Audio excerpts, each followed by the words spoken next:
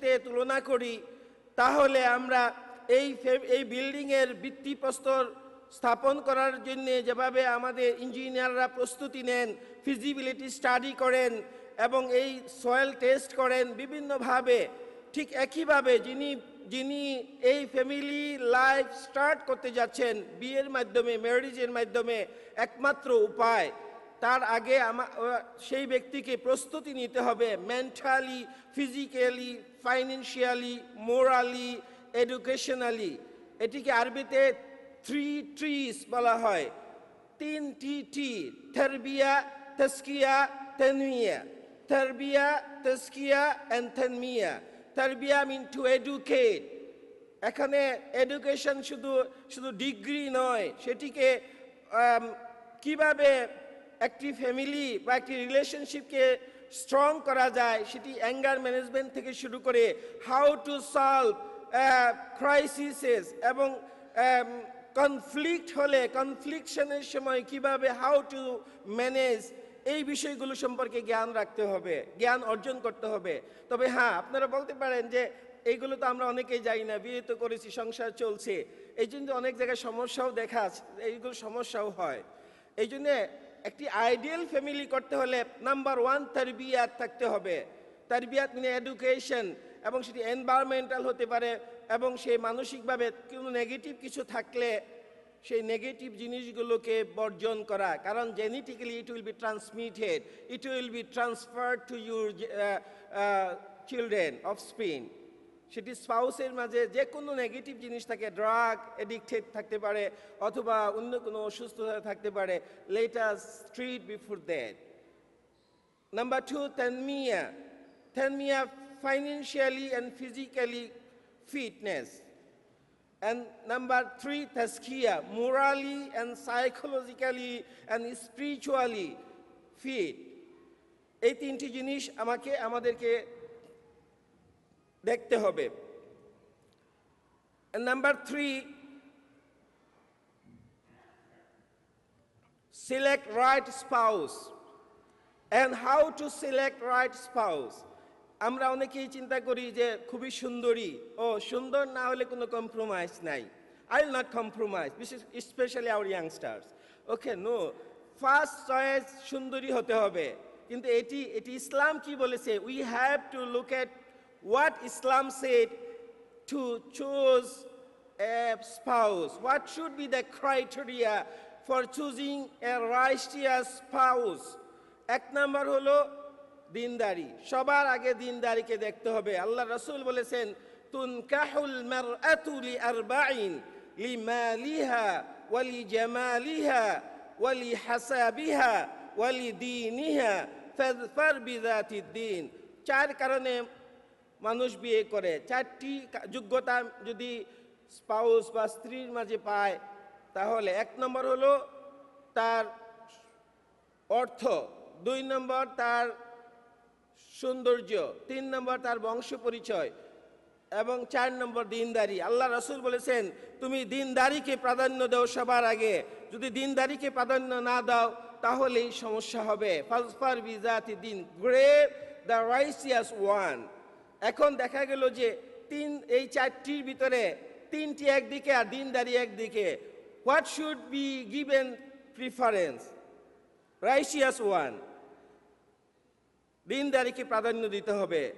হাদিস শরীফে রাসূলুল্লাহ সাল্লাল্লাহু আলাইহি ওয়াসাল্লাম আরও বলেছেন, আমি অনেক হাদিস আছে, বিস্তারিত যাচ্ছি না, যে লা তাতাযাওয়াজু লিহুসনিহিন্না, শুধু সৌন্দর্য দেখে বিয়ে করো না, কারণ এই সৌন্দর্য তাদেরকে হয়তো মিসগাইড করে দিবে। এবং তাদের সম্পদ দেখে শুধু বিয়ে করো না, কারণ এই সম্পদ তাদেরকে বিদ্রোহী করে তুলতে পারে। বরঞ্চ তাজাওয়াজু লিদীনিহিন্না, নারীদের দিন দেখে তুমি বিয়ে করো, তাহলে সংসার সুখী হবে। এই জন্য বলা হয়েছে, give me a good mother, I will give you a good nation. ভালো স্পাউস, ভালো স্ত্রী যদি হয়, এই স্ত্রী মা হবেন, এবং সেই মা আদর্শ মা যদি হয়, সন্তান আদর্শ হবে। ঠিক একইভাবে স্বামীর ক্ষেত্রে বলা হয়েছে, স্বামী কেমন স্বামী? অনেকে চিন্তা করে $2 লাখ বেতন যদি থাকে, অথবা খুব স্মার্ট দেখতে, সেটিকে আমরা প্রাধান্য দিয়ে থাকি। ইসলাম সেটি বলেনি। ইসলাম কি বলেছে? ইসলাম বলেছে ইযা খাতাবা ইলাইকুম মান তারদুনা দীনাহু ওয়া খুলুকাহু ফাযাওয়িজুহু ইন লাম তাফআলু তাকুন ফিতনাতুন ওয়া ফাসাদুন আরিজ। যদি কোনো সৎ ছেলে, চরিত্রবান ছেলে, দিনদার ছেলে আসে, গার্ডিয়ানকে বলা হচ্ছে, তাহলে তার কাছে তোমাদের মেয়েকে পাত্রস্থ করো। এটি না করলে ফিতনা ফাসাদ তৈরি হবে এবং অশান্তি ছেয়ে যাবে।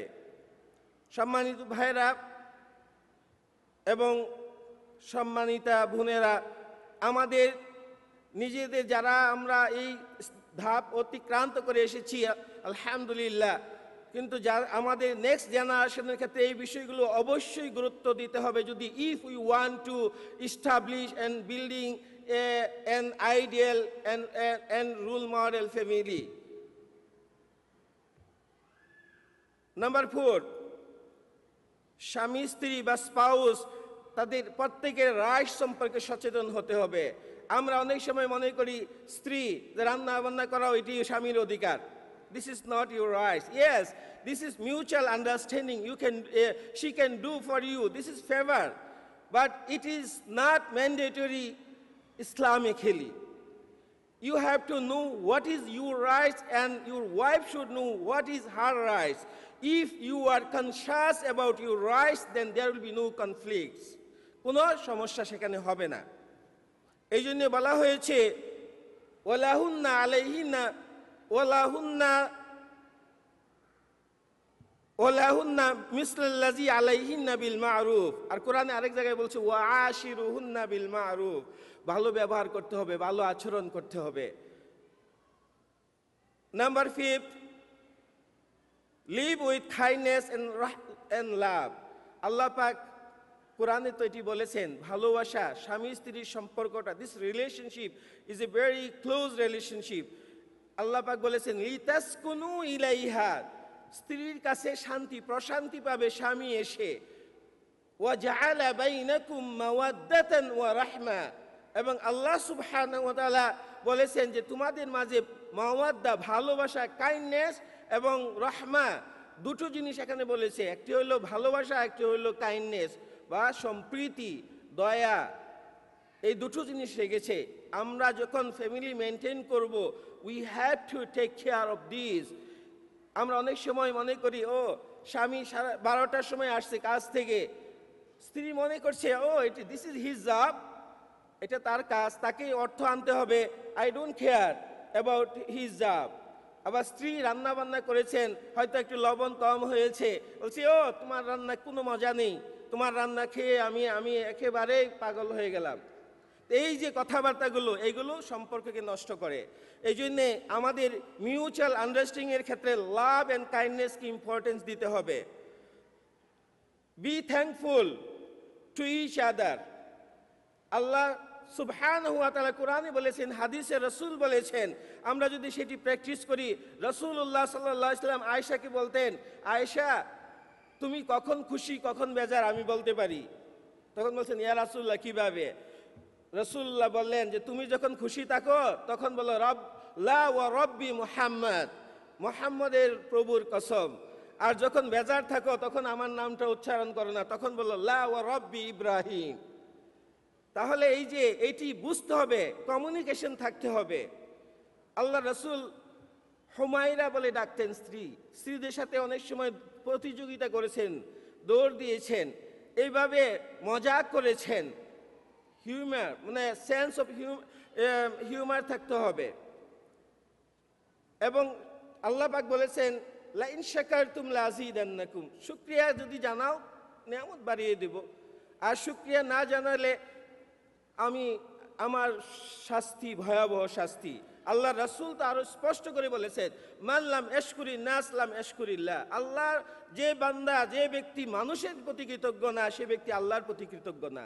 কাজে আমরা স্বামী স্ত্রী অনেক সময় ছোট ছোট কাজগুলো কষ্ট করে করেন, সেটার প্রতি কৃতজ্ঞতা দেখাই না, থ্যাঙ্কস দেই না। থ্যাংক ইউ ভেরি মাচ আমরা যদি বলি কোনো সমস্যা তো নেই।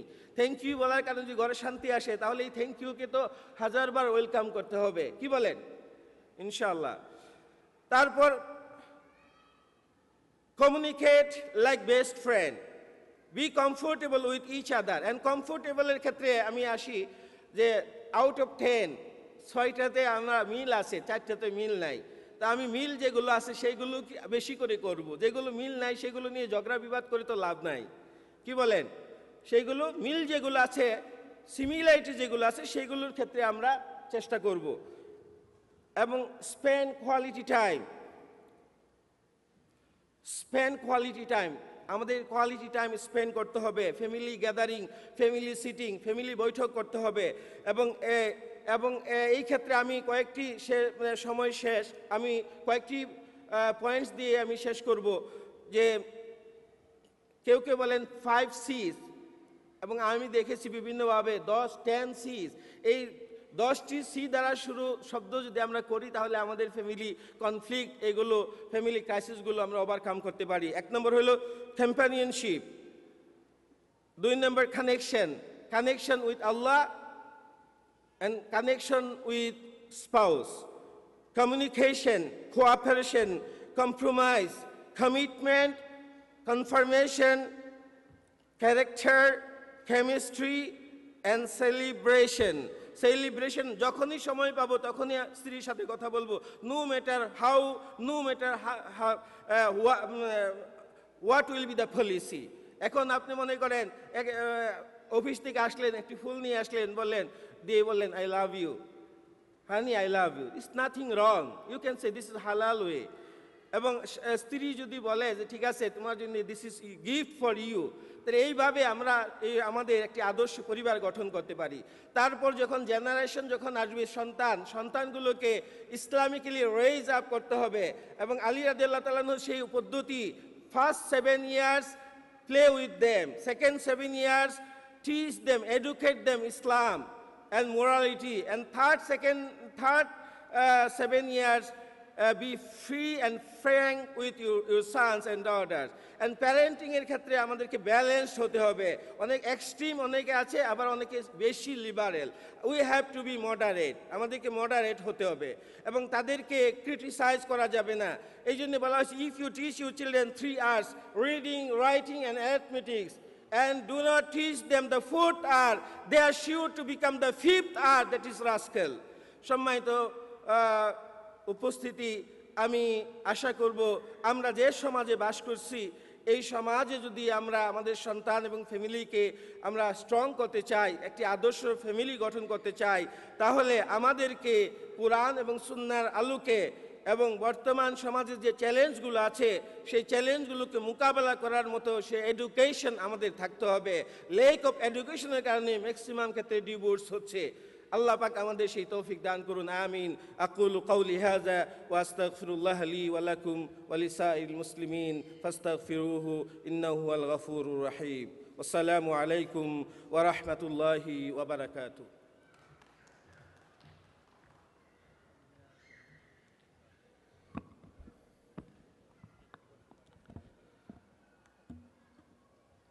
জাযাকাল্লাহু খায়র ইমাম ডক্টর রুহুল আমিন। খুব চমৎকার করে আমাদের মুসলিম পরিবার গঠনের এই আলোচনা আমাদের সামনে উপস্থাপন করলেন। আমরা যেহেতু আমাদের আলোচকবৃন্দ সবাই উপস্থিত আছেন এবং আমাদেরও নেক্সট সেশনে যেতে হবে, আমরা দেরি না করেই চলে যেতে চাচ্ছি নেক্সট আলোচকের কাছে। আল্লাহ রাব্বুল আলামিন কোরআনুল কারিমে ঘোষণা করেছেন, আল্লাহু খালিকু কুল্লি শাই ওয়া হুয়া আলা কুল্লি শাইইন ওয়াকিল। আসলে আল্লাহ এই পৃথিবীর সব কিছু সৃষ্টি করেছেন, তিনি আমাদের তত্ত্বাবধায়ক, তার কাছে আমাদেরকে ফিরে যেতে হবে। তার কাছে ফিরে যাওয়াটা আমাদের কেমন হবে, কিভাবে যাব এবং সেই যাওয়াটা সর্বোত্তমভাবে কিভাবে হবে, তিনি আমাদের সকল ক্ষেত্রেই যে কেন্দ্রবিন্দু, সেই বিষয় নিয়েই আমাদের এখনকার আলোচনা।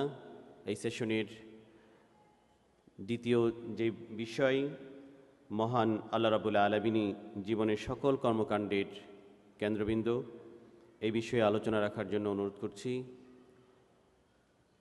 আমেরিকার বাংলাদেশি মুসলমানদের পরিচিত মুখ, শ্রদ্ধেয় মুখ জ্যামাইকা মুসলিম সেন্টারের সম্মানিত খতিব আমাদের শ্রদ্ধেয় ইমাম আবু জাফর বেগ।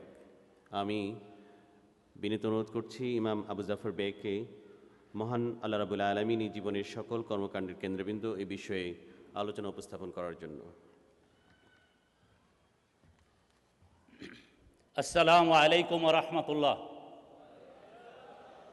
ইন্নাল হামদালিল্লাহি নাহমাদুহু ওয়া নাস্তাঈনুহু ওয়া নাস্তাগফিরুহ ওয়া নাউযু বিল্লাহি মিন শুরুরি আনফুসিনা ওয়া মিন সাইয়্যাতি আমালিনা মান ইয়াহদিহিল্লাহু ফালা মুদিল্লা লাহু ওয়া মান ইউদ্লিলহু ফালা হাদিয়া লাহু ওয়া নাশহাদু আল লা ইলাহা ইল্লাল্লাহু ওয়া আন্না মুহাম্মাদান আবদুহু ওয়া রাসূলুহু আরসালাহু বিল হাক্কি বাশীরান ওয়া নাযীরা ওয়া দাঈয়ান ইলাল্লাহি বিইজনিহি ওয়া সিরাজাম মুনীরা আম্মা বা'দ। فيا أيها الإخوان أوصي لنفسي ولكم جميعا بتقوى الله عز وجل.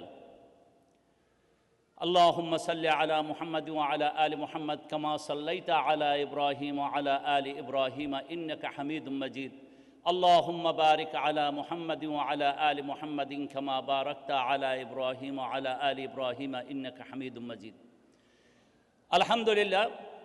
মহান আল্লাহ পাক রব্বুল আলামিনের দরবারে শুকরিয়া আদায় করে আজকের মুসলিম উম্মাহ কর্তৃক আয়োজিত আজকের এই অধিবেশনের প্রোগ্রামে আল্লাহ পাক রব্বুল আলামিন আমাদেরকে আসার এবং বসার মতো তৌফিক করে দিয়েছেন, এজন্য সকলে শুকরিয়া আদায় করি আলহামদুলিল্লাহ। মনে রাখতে হবে আমার সাবজেক্ট হলো মহান আল্লাহ পাক রব্বুল আলামিনই হলেন সকল কর্মকাণ্ডের কেন্দ্রবিন্দু। আমরা এখানে এসেছি কেন এসেছি? আমরা এসেছি মহান আল্লাহ পাক রব্বুল আলামিনকে খুশি করার জন্য।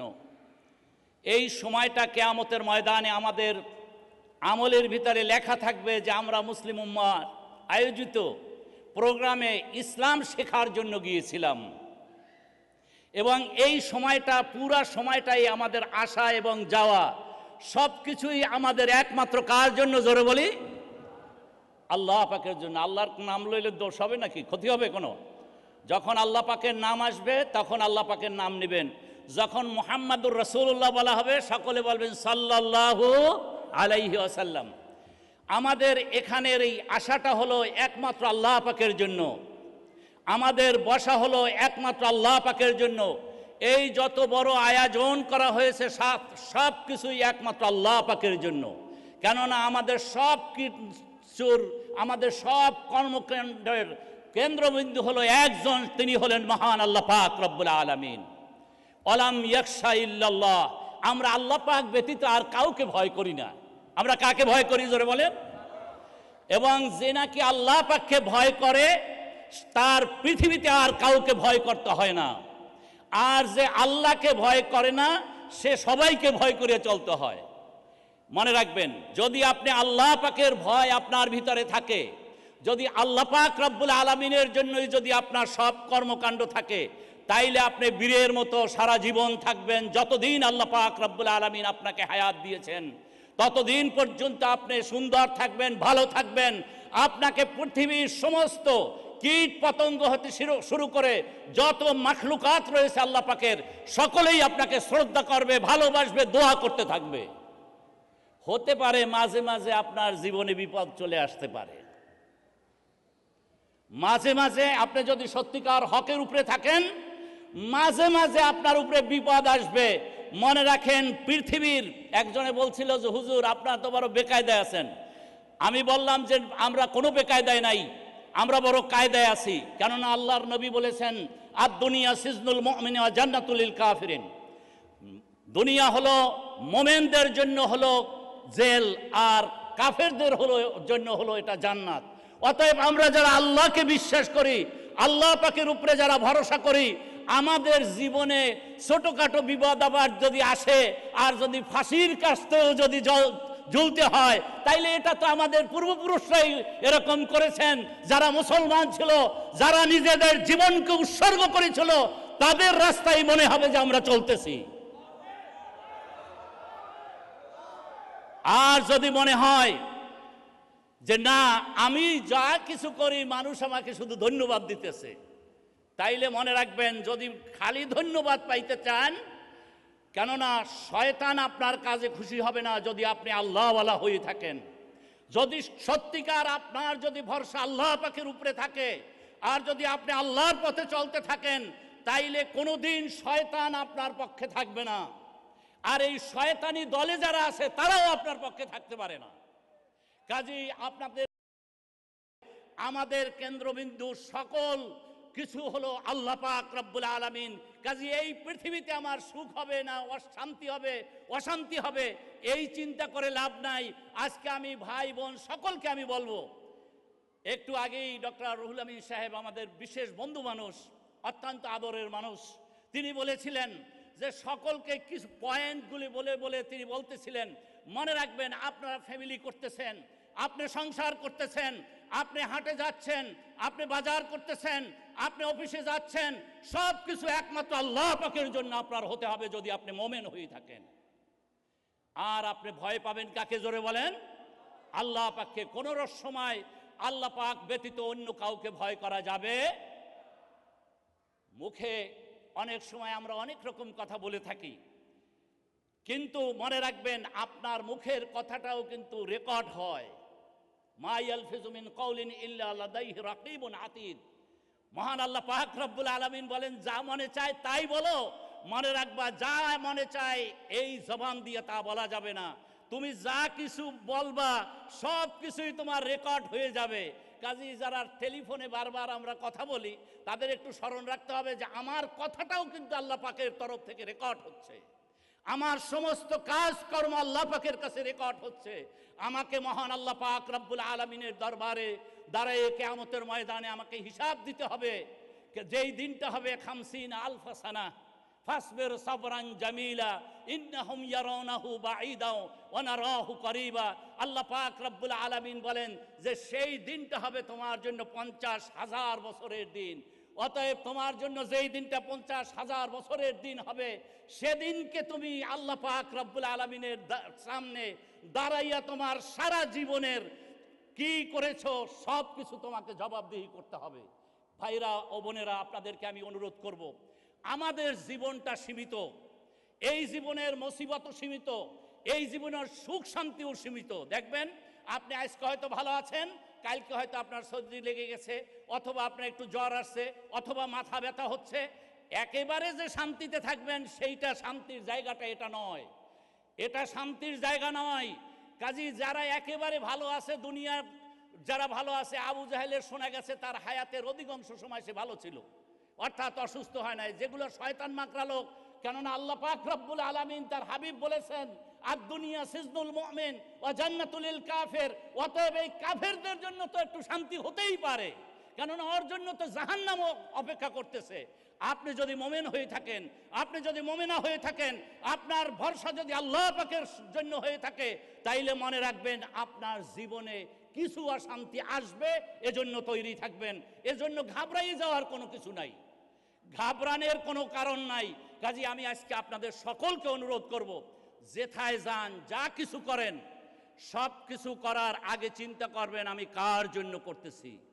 আপনি সংসারে আজকে পাকের কাজ করতেছেন, চিন্তা করবেন আমি আল্লাহকে খুশি করার জন্য। যদিও আমার হাজবেন্ড খাবে অথবা আমার বাচ্চারা খাবে, আমি করতেছি আল্লাহ পাকের জন্য। আপনি অফিসে যাচ্ছেন, আপনি হয়তোবা কোনো ট্যাক্সি চালাইতেছেন, অথবা অন্য কোনো কাজ করতেছেন, ডাক্তারি করতেছেন অথবা ফার্মাসিস্ট, আপনাকে মনে রাখতে হবে যে আমার এই কাজটা আমি আল্লাহ পাকের জন্য করতেছি। এর দ্বারা হালাল রিজক আসবে, কসফুল হালালে ফরিদুন বাদাল ফরিদা। আমার যেরকম নামাজ রোজা যেরকম ফরজ, আমার জন্য হালাল কামাই করাটাও আমার জন্য ফরজ। অতএব এটা আমি করতেছি, এই ফরজিয়াত আমি আদায় করতেছি, এই চিন্তা করে করবেন। সেই ঘরে যেটা বলতেছিলেন, এরকম বলবেন না যে তোমার জন্য তো আমি সারা দিন ব্যয় করে দিয়েছি। আপনি কারোর জন্য ব্যয় করেন নাই, আপনি একমাত্র আল্লাহর জন্য করেছেন, আল্লাহকে খুশি করার জন্য করেছেন। তাইলে দেখবেন আপনার কারোর থেকে ধন্যবাদ পাওয়ার চিন্তা আসবে না। তা না হইলে মারহাবা যদি না দেয়, জিন্দাবাদ মুর্দাবাদ যদি না দেয়, তাইলে আপনি অখুশি হবেন। আর যদি সত্যিকার অর্থে আপনার নিয়াত যদি একমাত্র আল্লাহর জন্য থেকে থাকে, কাজেই মনে রাখবেন আপনার জীবনে কোনো দিন কোনো কষ্ট আসবে না। মনে রাখবেন আমার জিন্দাবাদ আর আমার ধন্যবাদ, আমার ভালো আমার মন্দ সব কিছু একমাত্র মহান আল্লাহ পাক রব্বুল আলামিনের তরফ থেকে আসবে। আর আল্লাহ পাকের তরফ থেকে আপনার জন্য যেটা আসবে সেটা আসবে একেবারে শান্তিময় জায়গা আপনার জন্য তৈরি হয়ে আছে জান্নাতের ভিতরে। মনে রাখবেন একটা জান্নাতেও আপনার নাম আছে, জাহান্নামেও আপনার নাম আছে। কাজেই দুইটা জায়গার কোন জায়গাটা আপনি চুজ করবেন এখন থেকেই সিলেক্ট করে নেবেন। আর আপনার কাজকর্ম, আপনার নিয়াত, আপনার চলা, আপনার বলা, আপনার অবস্থা দেখেই আপনি বুঝতে পারবেন যে যেহেতু আপনি কোরআন সুন্নাহর ভিত্তিতে চলতেছেন, ইনশাআল্লাহ আল্লাহ পাক রব্বুল আলামিন আপনাকে জান্নাতি মানুষ বানাই এই দুনিয়ার থেকে নিবে। কাজেই আমরা আশা করি আমাদের যেন সকলের যেন এই চিন্তা ভাবনাই যেন আমাদের সকলের জীবনে আসে যে আমরা যা কিছু করব আমাদের প্রথমেই ঠিক করে নিতে হবে যে আমরা আল্লাহর জন্য করতেছি এবং আল্লাহ পাক রব্বুল আলামিনের পক্ষ থেকেই আমি তার সাহায্য চাইতেছি। দুনিয়ার কেউ আমাকে সাহায্য করুক বা না করুক, দুনিয়ার কেউ আমাকে জিন্দাবাদ দেখ বা না দেখ, এই চিন্তা আমরা করব না। আমরা একমাত্র আল্লাহ পাকের উপরে ভরসা করব, আল্লাহ পাকের চিন্তা করব, আল্লাহ পাকের নামে আমরা শুরু করব, আল্লাহ পাকের নামেই আমার জীবনটা চলে যাবে। কাজে এই বলেই আমার বক্তব্যকে সংক্ষেপ করতেছি। আল্লাহ পাক রব্বুল আলামিন যেন আমাদের সকলকে তৌফিক দেয়, সকলে বলে আমিন। আসসালামু আলাইকুম ওয়া রাহমাতুল্লাহি ওয়া বারাকাতুহু।